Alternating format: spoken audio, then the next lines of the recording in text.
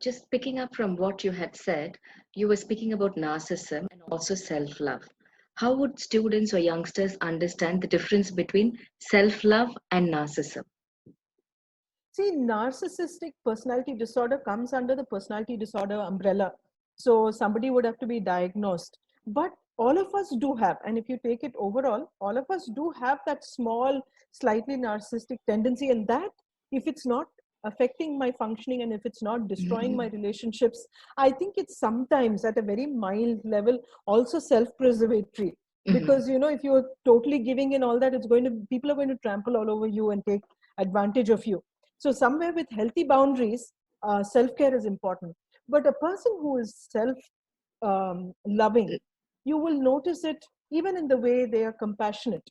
Setting healthy boundaries would be the first aspect of self-love. A narcissist actually doesn't understand boundaries. And so he or she will not have boundaries for themselves. They will not allow the other person to have their boundaries. Yeah. Whereas a person who is self-loving will have healthy boundaries for the self and for the others. As a result, have good compassion, self-compassion and compassion towards the others. The second, the person who is self-loving will have very specific practices on an everyday basis to ensure that they're working on themselves and, strengthening the feeling of wholeness and completeness. Because as human beings, we are whole and complete. And when we do see patterns or things that trigger us and things like that, we continue to use those as insights to keep developing. We don't get, sort of crumble. We don't crumble as a result of it.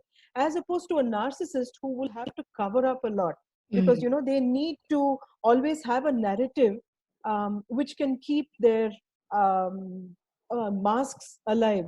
So in fact, if you notice a narcissist, maybe a narcissist with me, but with you may give this completely beautiful picture. So when I come and complain to you, you may not even be able to believe that person, so it comes under that. So a self-loving person is somebody who is well boundaried and as a result very compassionate, loving and empathetic, as opposed to a narcissist who cannot understand boundaries, will not understand empathy and will not be able to display any amount of compassion.